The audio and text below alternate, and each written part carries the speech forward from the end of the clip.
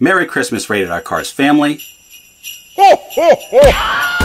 Okay, Jesus is the reason for the season, not Santa. Santa is the reason for high credit card debt. Ho, ho, ho. Okay, remember that.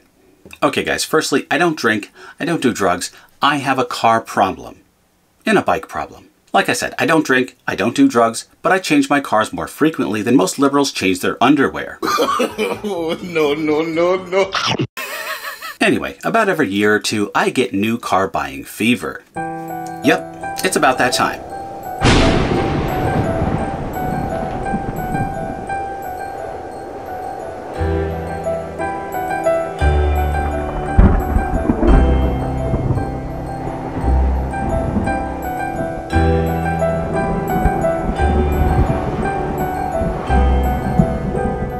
Now, the GT350 is undoubtedly one of the best looking and best sounding cars on the planet.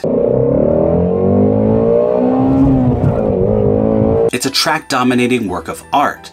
It's one of my top 3 favorite cars that I've owned for all time.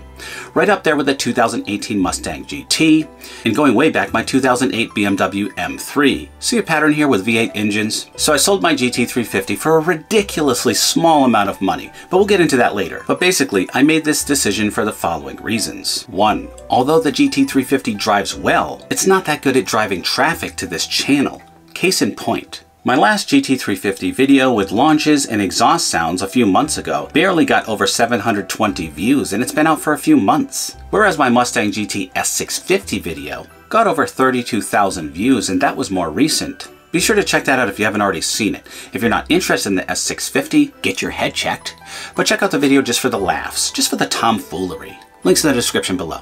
Also, the GT350 is near perfect. There's not much YouTube content I can make with this car. And now that the platform has been discontinued, I can tell that there's less interest in the car overall. At least in terms of mods. I mean, I could have gone $20,000 to $40,000 in debt to get a turbo set up on the car, but I'd be lucky to get 2, maybe 3 videos out of that. But at $5 revenue per YouTube video, it just doesn't make financial sense. Number 3, now with the vid. I'm working from home 95% of the time, so I'm not even driving the car. It's just sitting there collecting dust. And in Connecticut, we have the luxury of paying $1,000 per year in taxes just for the car sitting there doing nothing. Thanks a lot, Connecticut.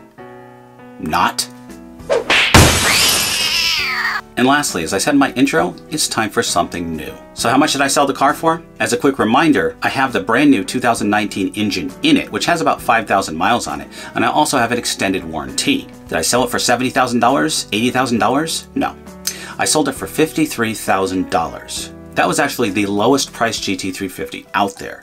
There were 2016s with many more miles on them selling for much more than that. And that's without the new engine and extended warranty. I didn't want to sit in the car forever. I wanted to move it out of the garage to free up some space for my Ducatis and get focused on my next car. So about that, drum roll please. Guys, here I am in White Plains, New York, picking up my new car. Without any further ado, here we go. A 2021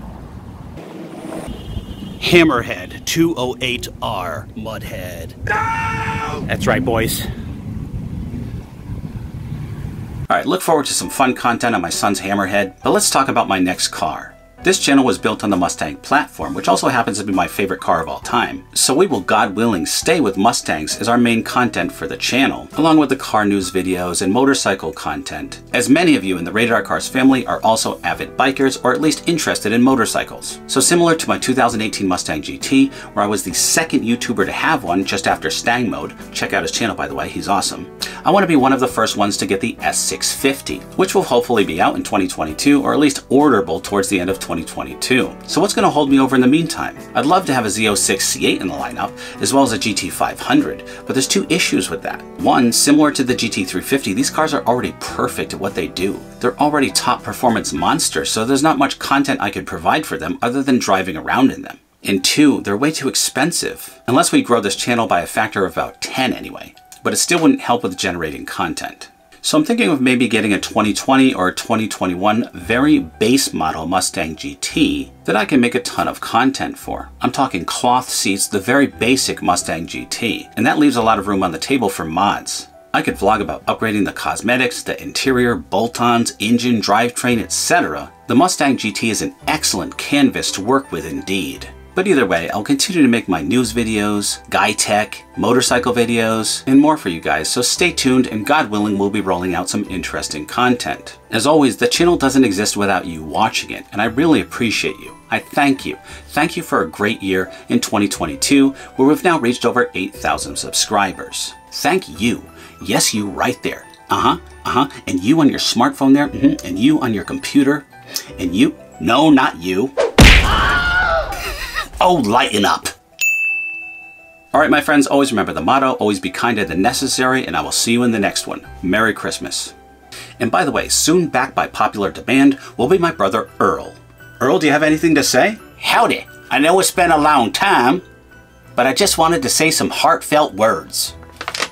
Earl, did you eat all my peanut butter cups? Earl! Merry Christmas, y'all.